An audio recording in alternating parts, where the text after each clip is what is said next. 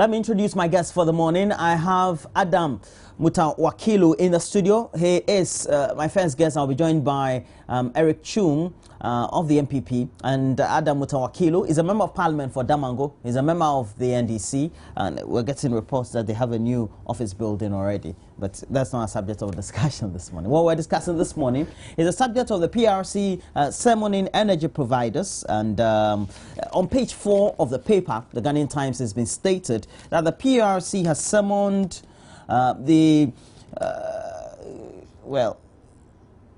service providers, as far as we're concerned, over the worsening energy crisis. And the meeting is expected to be attended by officials of the VRA, GridCo, ECG, and other independent power producers. And the crisis meeting is being called following the near collapse of the electric power system in the country within the last 4 days. And especially for all those residents and industrial users of energy who seem to be having the erratic power supplies, they should be worried about it. Now, well, it's a subject we've been grappling with over the last for some time. And then the response is always about the trouble gas and how that will help improve energy supply in our country.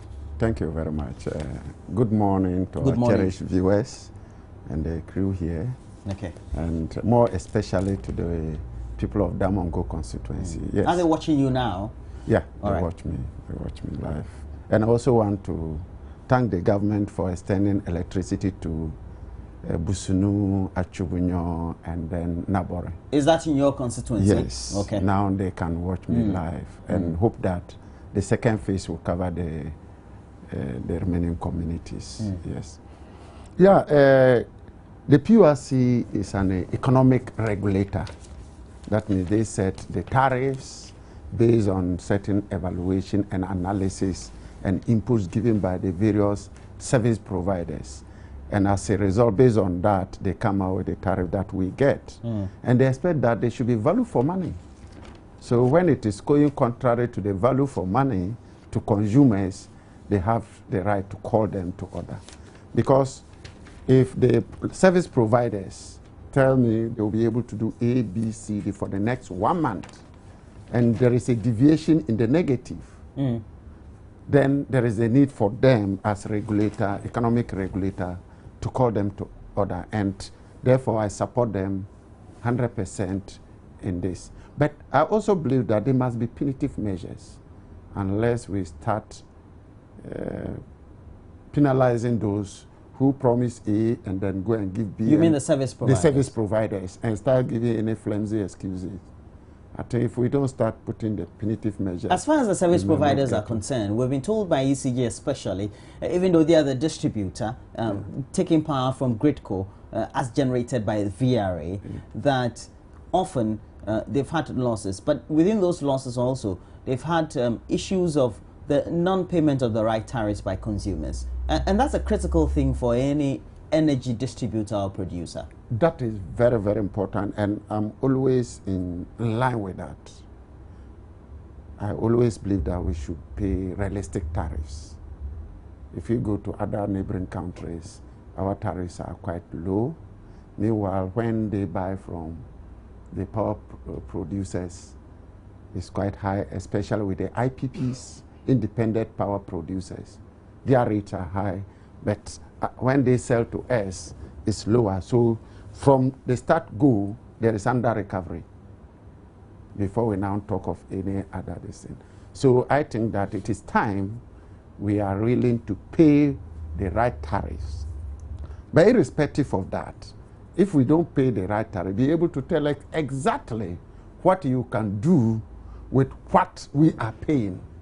So if you tell me with what you are paid to us, we expect that we'll be able to come with a timetable and then supply A, B, C, D, and within that time you are not even able to meet it, then it becomes a problem. That also tend to affect the quality. So you're saying that, well, once you promise that you need realistic tariffs to be paid to you by the consumer, then realistically also you need to reciprocate by providing quality service. Yes. No. In instances where the ECG says that they have all these problems, structural problems, either with infrastructure, with losses within the grid, etc., how do you think that they can be in a position to always resolve some of these difficulties? Yeah, truly, some of them are in terms of equipment, whereby the equipment are obsolete, like transformers, transmission lines. We have the technical losses through transmission lines, and we have the commercial losses, that is people not willing to pay. So it is very important that at least with the transmission line, if we upgrade it and get more transmission lines that are more effective, more economically good, I think that will be good, and that needs a lot of capital. Yes. Two, we must strengthen to ensure that whatever we send to the consumer, at least we should be able to recover about 90%.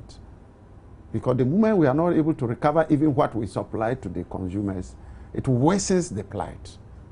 It gives a doubt as to whether you can assure the public that even if they agree to pay the full tariff, you will still be able to recover. Because if even they pay the full tariff and you are still not able to recover, then from customers will still be at the same thing. But what I'm urging is, yes, we are not able to meet what you wanted. Tell us what you can do with what we are paying. And then when you tell it, you should be able to follow it to the letter. But even what you tell us you can provide with what we pay, you are not able to stick to it. Are you with me? Yeah, with you. And I believe that at the end of the day, you should be able to communicate to the public. We know that most of the machine go on routine maintenance. Sometimes it's unexpected. But the moment it's happened, the media is there. So critical information to the public is very important. It's important. It's important. Now, in areas where we've had, especially the AGI, the Association of Ghana Industries, come out to say their membership have been the worst affected because power has been unreliable. As a result of that, they had to make sure they augment power supply by getting access to some alternative energy production sources. Now, that also tend to have incremental influence on the cost of the products as they produce them on the factory lines. Yeah, definitely. Power supply goes a long way to project Ghana to industrialization. Without the energy sector, the industries cannot function. And if the industry targets that I'm producing this and there's disruption, definitely the cost of production will go high. If tariffs go so high, cost of production will go high. And reliability of source of electricity is very critical in most of the industries.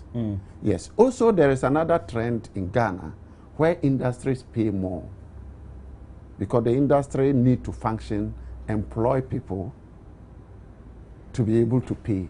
So your suggestion is what? So we should strategically see how we can get the energy mix like the hydro to supply to the industries so that they will be able to have reliable power supply, expand, employ more people to be able to make their living condition better, and therefore they will be able to pay the electricity bill at any rate. But if electricity affects the industries and they have to even lay off workers, then we are putting more hardship on Ghanaians. So I think that we should look at it in the near future, how we can dedicate the hydro to the industries. Also, the next thing is some of the industry are located in where people live. In that case, it becomes very, very difficult. So it will be very good. We have like the Tema enclaves where we know there are the industrial sector. So when you are targeting them, it's easy. But if you get to Accra, you see that even within the housing, you have factories working, and it is very difficult in that aspect. So restructuring to ensure that we have industries located at particular areas and therefore they can be targeted is very, very critical. Adding his voice to what we're discussing this morning, the PRC being summoned by, or the PRC summoning the various energy service providers is Eric Chum. Eric Chum is the vice chairman of the MPP for the Trobo constituency, and he will be joining us soon after me. And the editorial of the Ghanaian Times in the third paragraph is captioned, information available is that at the peak of the crisis, the ECG was instructed to shed off between 520 and 600 megawatts of power, which plunged many parts of the country into darkness. Many areas have been without electricity for the past 4 days as well. And it depends on which area you are in the capital or elsewhere around Ghana. You have all these experiences, even though on the contrary, we're told that things would improve. Now, they've been summoned by the PRC, the regulator, to make sure that, well, they tend to address how they are going to deal with the Western power situation as we have them in Ghana.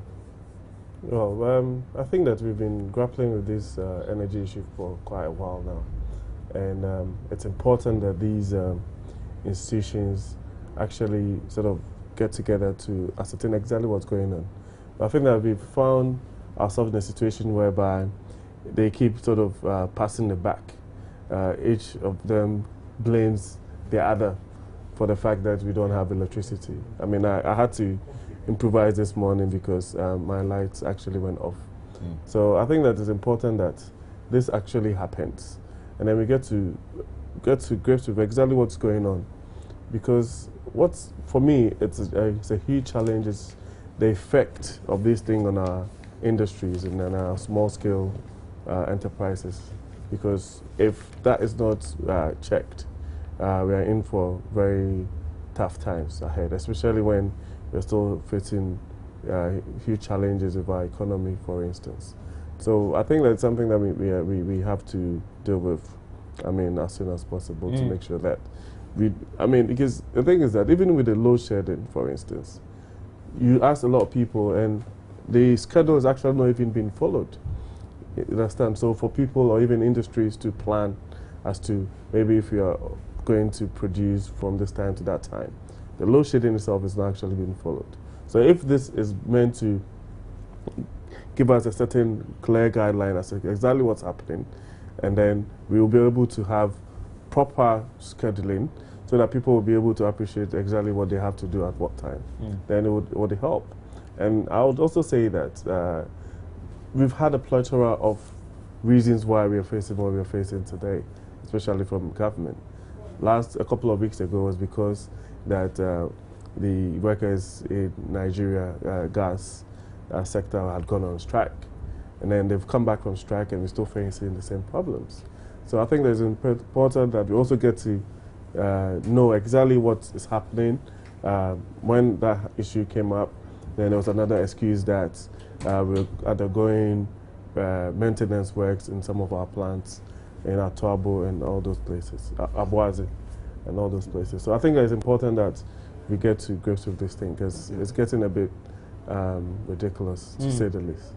Well, if industries will say it's getting ridiculous, it is definitely going to reflect in their P&Ls, definitely in the account books. And we're just in the last quarter of the year, the financial year. It presupposes that huge losses have been incurred by these companies in the various enclaves. Yeah, it has even an effect on what government gets at the end of the year. In terms of what? One, with tax profits, if you run at a loss, there's no way we can get money. Two, most of them, if they decide to lay off workers, pay as you earn, government will not be able. Thirdly, we import some of the raw materials, and therefore, if production is not moving as planned, that means it will affect what we will import, the quantity we import, and therefore import duties automatically will decline. So it has a ripple effect on the government. Yes. So that is the same thing I said. They have to be able to explain, and at least the media is there where there are difficulties. They should be able to come out and let us know because of A, B, C, D. The timetable we gave out to follow will not be able to follow it. But sometimes you don't have any information as to what is happening. and it is quite confusing. Mm. So I think that it is a right call by PRCs to summon all of them. And I think at the end of the day, those things, those who play negligence by not doing the right thing to let the public know, might be set charged. At what point do we say, as consumers, enough is enough, these are the steps we can take? Well, and even though we know that the PRC is a regulator and is supposed to ensure that quality is assured in an industry. Yes, that's why I have a huge challenge. I mean, the PRC was set up to necessarily be there to, to look at how the energy sector affects the consumers. Mm. However, you found out that over the years, it seems that it has actually been controlled by the executive. Because if you look at the reasons why even tariffs have gone up, that has been expounded by the PRC. It's always the fact that if we pay more, for instance, then it would actually improve efficiency. And over the period, in the last 6 years or so, if I'm not mistaken, I'm sure that we've increased tariffs close to well over 100%, right? You mean over which period? Over a 6-year period, okay. Right? And if you look at it from that perspective, and you find out that instead of the efficiency of this of the system actually improving, it's actually declining, then I can say categorically that maybe the PRC has actually failed, because it's there, it's meant to do a job, and that has not been able to happen. But then I also feel that, elsewhere, people get into all these class action suits and stuff to make sure that these institutions are actually on their toes, because people day in and day out have equipment at home breaking down. Factories are losing equipment and downtime because of what we've now termed doom saw. Now there's no saw actually, so it's just doom, right? So I think that it's important that something has to give, right? And my challenge with the running of the energy sector is when we don't seem to know exactly what the real reasons are, because day in and day out, all sorts of reasons are given for the reason why we are where we are today. And it's important that we get to know that. And then government should stop playing politics with it. Because anytime we have a certain uptime in terms of the electricity, then you hear government saying that, oh, we've done extremely well, they should be applauding us. And then before we even get into the stage of applauding them, we get into another problem. So because I was just about to ask you, if you say government, because government has outlined what it is doing. For example, we've had all these investments that have been put into the Chabo gas. It's likely going to give us this millions of cubic feet of gas. But, you know, it's supposed to augment. We have IPPs that are coming in, etc. And all these ultimately in the medium term are supposed to augment. At the end of the day, at what point do we say it's because of inefficiency of companies that are supposed to make sure that they run the system than what is politically incorrect or inefficient being undertaken by government of the day? So we need to make a distinction. That's even the narrative on Atuabo, for me, I think is disingenuous from what's the narrative in your mind? Atuabo is not even, doesn't have the capacity to even effectively power Abuazi. Right, so what's going to happen? Fully. But that, right, you understand? But that has been outlined, it would do us we all know that we've been told that several. Now, what is the long term, right? What is the strategic direction that the government is taking us through in terms of our energy sector? That's what we need to know.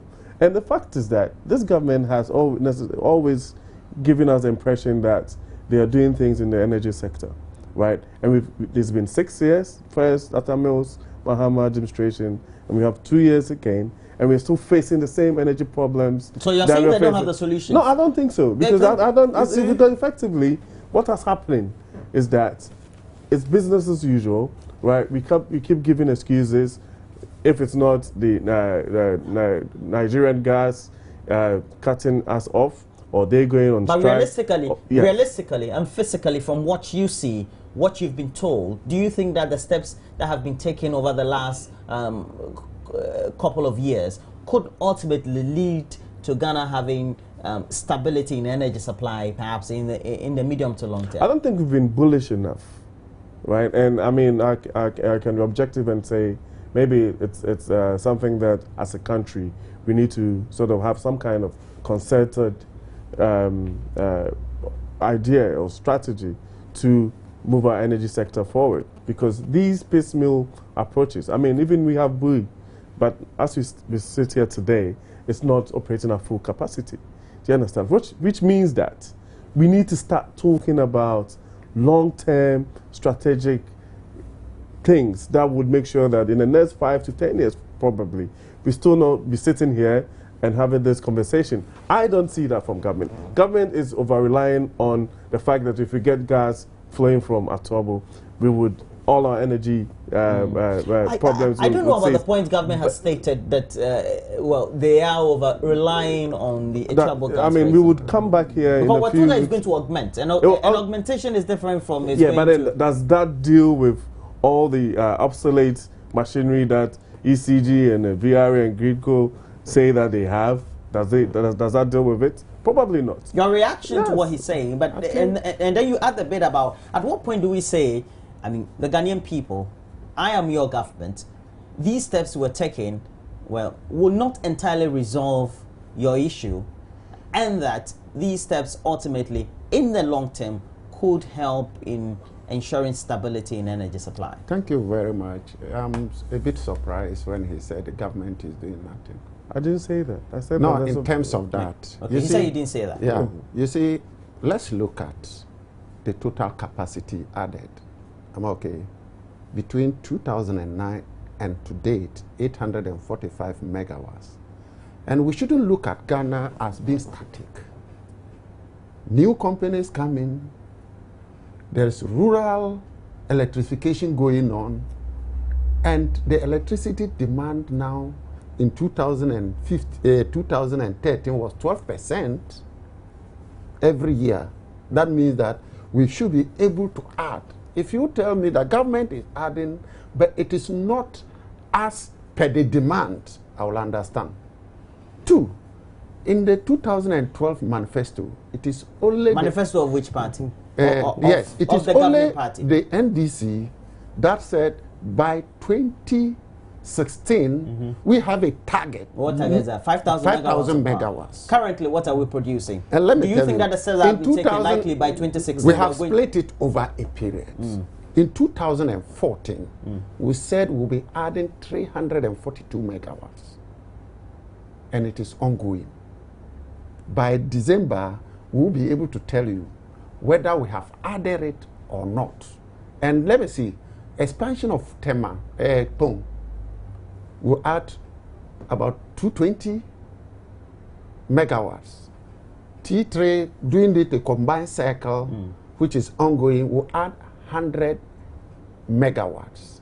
Mutawakilu, someone will say that you guys, you're good at numbers. You're good at telling out all these numbers. Let me tell you. At the end of the day, do you think that the consumer, do you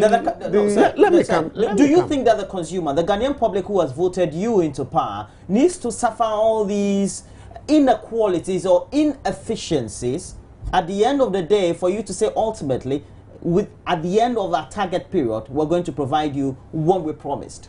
Shouldn't there be equitable distribution within the period till the end of the achievement time? If we are adding that, and the annual demand is more than what we are adding, you will still have the same problem. Annually, what's the percentage demand? We expect, last year was 12%.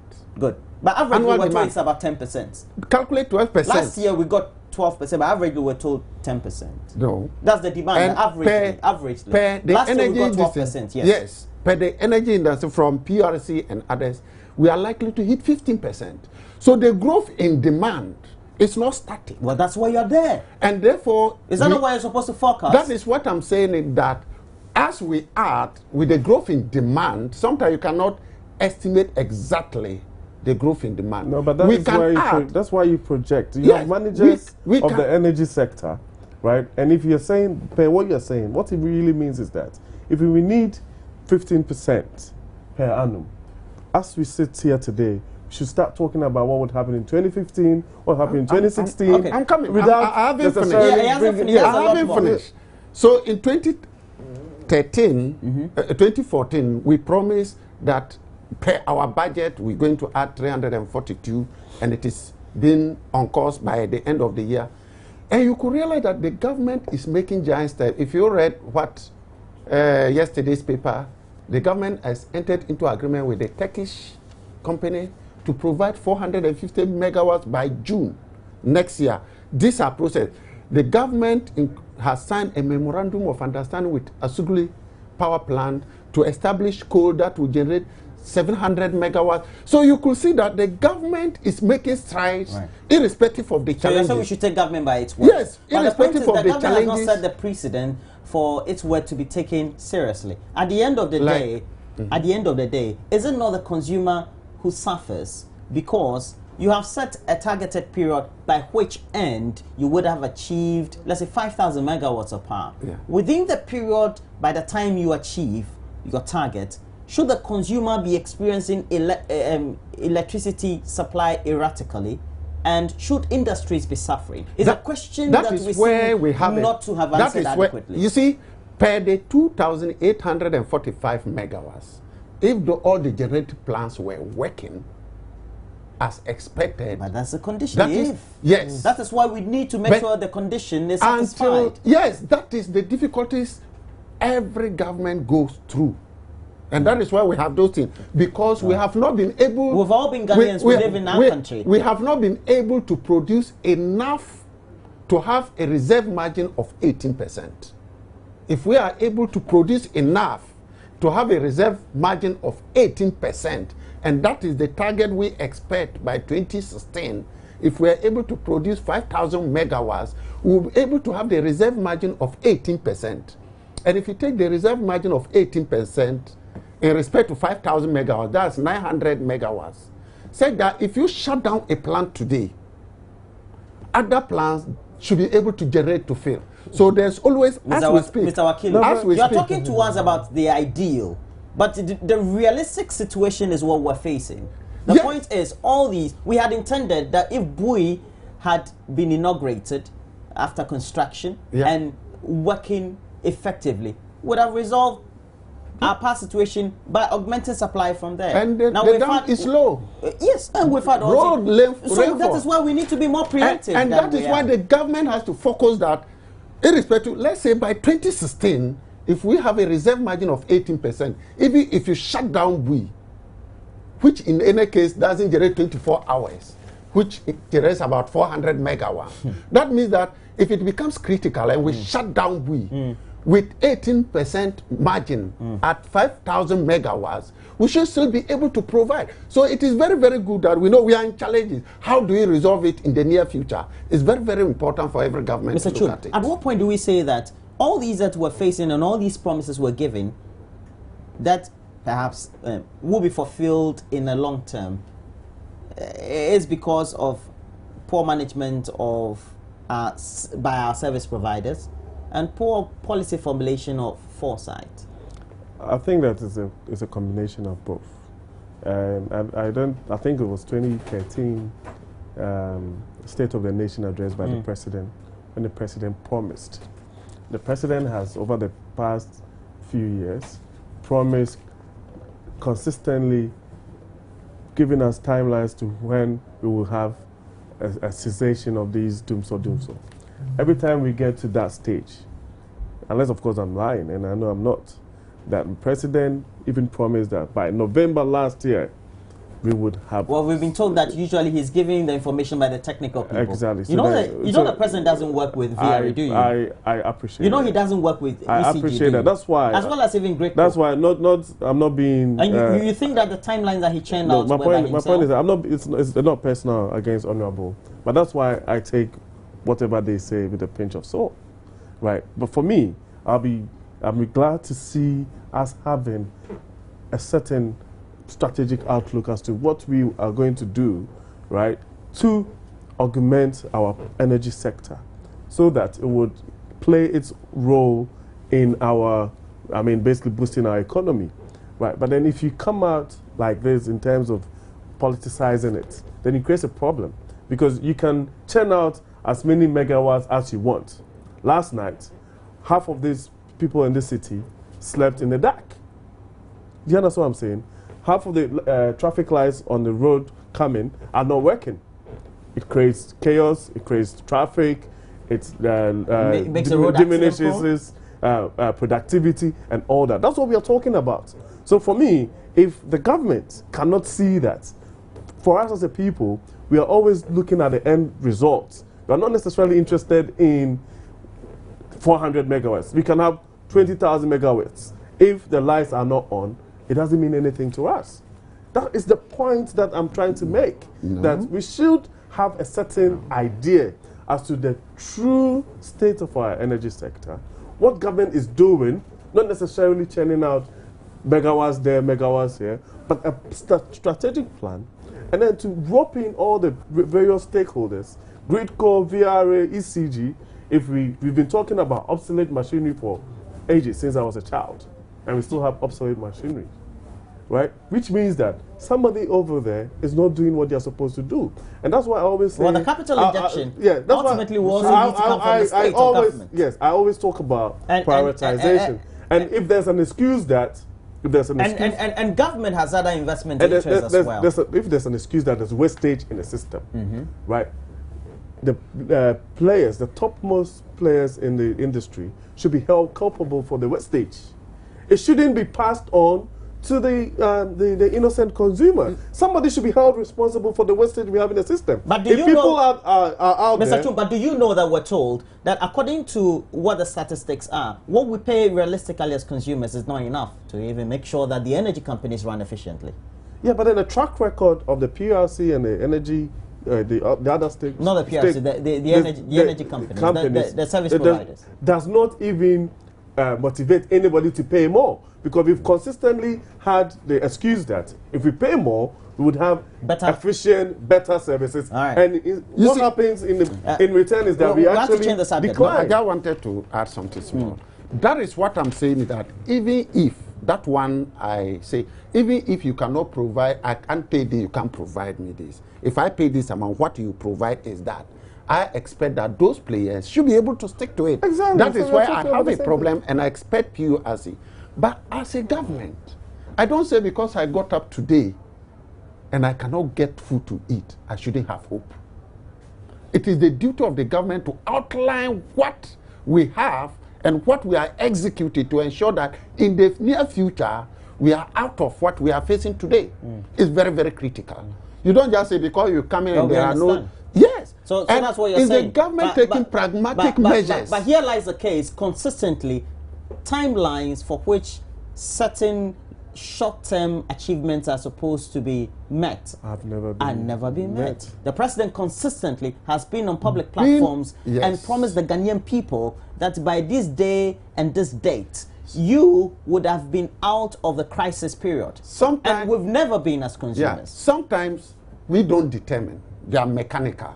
Like T3, one morning, someone who said that's good as good for you. And that is why I'm saying, no.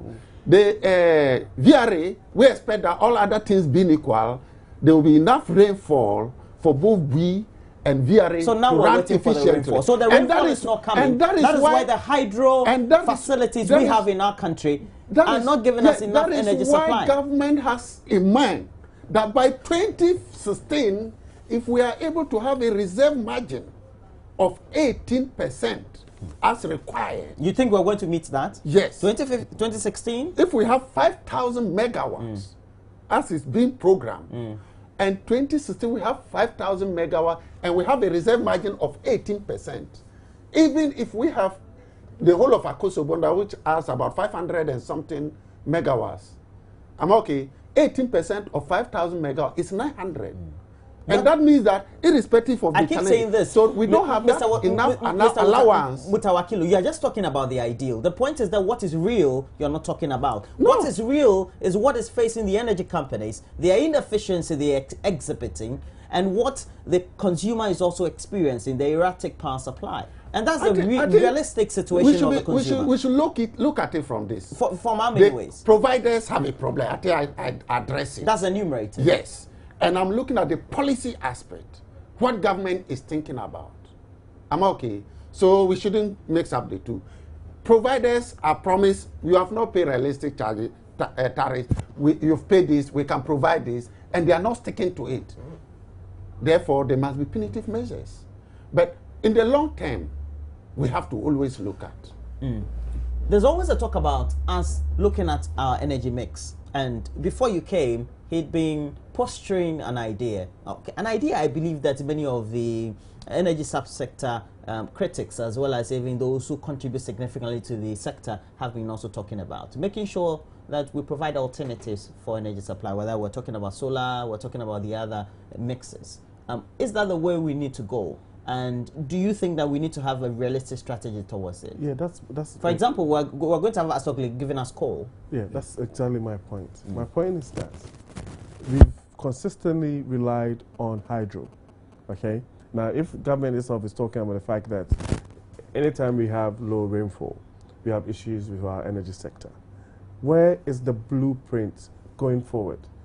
How we are going to make sure that we are not over-reliant on hydro, for instance. That is my point. That is basically, that's what I'm not seeing. Of course, we are going through the problems today, right? We would have short-term measures to make sure that we alleviate or mitigate the problems as we speak. But what is the long-term strategic direction of our energy sector? I don't see it.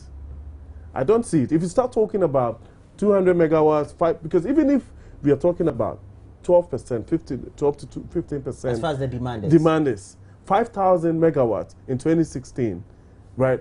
Basically, what it means is that by 2018, we'll still be inadequate, right? Then you start eating into the 18% reserve margin. Is that not the case? So then what it really means is that we need more than that.